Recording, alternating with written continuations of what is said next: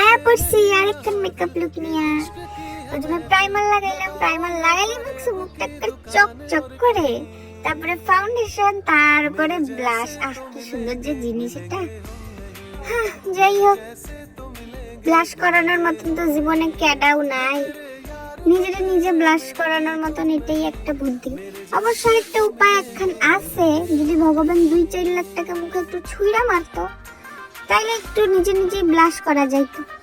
যাকগে, চোখে আইব্রেস লাগাইতে আমার মনে পড়ছে মুখে স্প্রেটাই লাগাইনি। স্প্রেটা আবার না লাগাইলে ফাউন্ডেশন খাম যাবে গইল্লা, তখন কি ভালো লাগবে? আচ্ছা, এবার আসি আই মেকআপে। 2টা ব্রাউনের শেড নিয়ে ভি শেপ করে ভালো করে ওটাকে লাগাই, ব্লেন্ডিং করে ল্যাশ লাইনের কাছে একটা ব্ল্যাক শেড ভালো করে স্মাচ করে শিমার মাস্কারা, এবার লিপস্টিক।